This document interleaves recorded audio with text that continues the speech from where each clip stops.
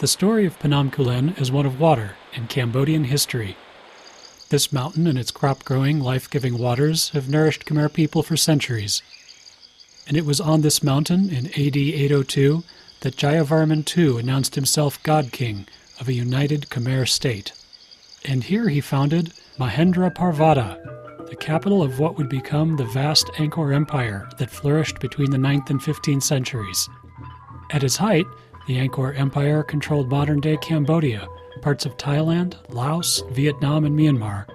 Scientists say the capital at Angkor was the largest pre-industrial urban metropolis, and Phnom Kulen was its cornerstone. Looking from Angkor Wat, Phnom Kulen is the biggest site on the horizon to the northeast. It reaches 1,500 feet high, stretches 15 miles long, and is 9 miles wide at its broadest point. Phnom Kulen has been sacred to the Cambodian people for millennia. Today, archaeologists using airborne radar have uncovered a larger picture of this early royal capital, including previously undiscovered temple sites and a gridwork of roads and waterways generally not visible on the ground. This is happening as tourism, logging, and the modern history of civil war and landmines complicate research. It's Khmer New Year, the biggest Cambodian holiday on the calendar, and thousands of pilgrims have ascended the twisting road up Phnom Kulen. It is something the Khmer people have done for centuries, though the cars and crowds are new.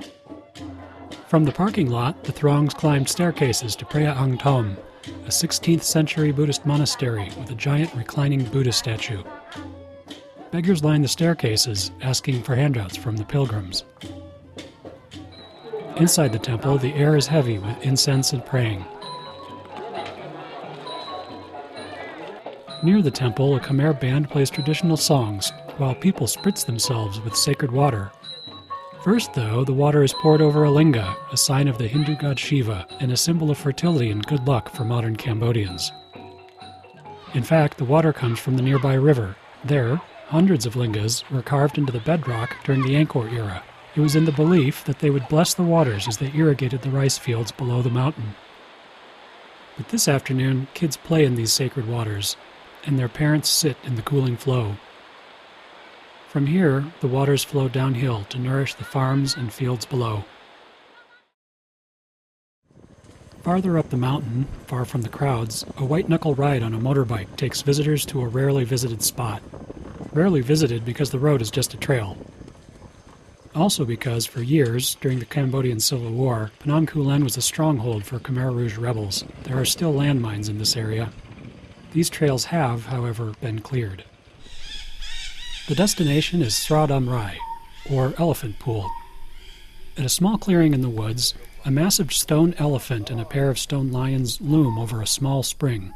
While mostly silted and grassy now, Cambodians still view the spring and its stone guardians as a sacred spot, and many come here to pray.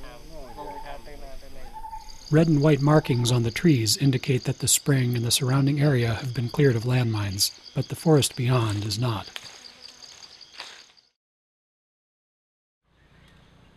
On another day, a short drive from Siem Reap ends along the southeastern edge of Phnom Kulen. Just before reaching the base of the mountain, the road crosses a bridge. A short walk here shows what looks like an ancient quarry site in the creek's sandstone bed. While much more research needs to be done, Heng Tan, a prehistorian with the Apsara Authority, believes it may be an Angkor-era quarry site. But the destination today is a rock shelter called Pong Kom Nu, a little farther down the road. The area around it is home to giant Angkor-era pictures carved into massive boulders, as well as 10, and possibly more, cave paintings that archaeologists think could be thousands of years older. Heng Tan says the area was forested until just a few years ago, but rampant logging has stripped the trees and people are moving in. He would like to search the surrounding hillside for more paintings before they are looted or otherwise damaged, but he is afraid because this area, too, has landmines. But the sculptures that are visible are stunning. At a junction of two boulders, a reclining Vishnu gazes on a carving of Ganesha. Ganesha's boulder is the size of a small office building.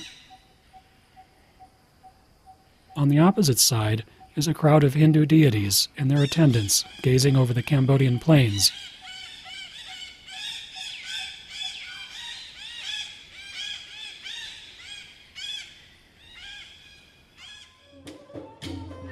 Pilgrims have come to Phnom Kulen for centuries to worship, to meditate, to ask the gods for water.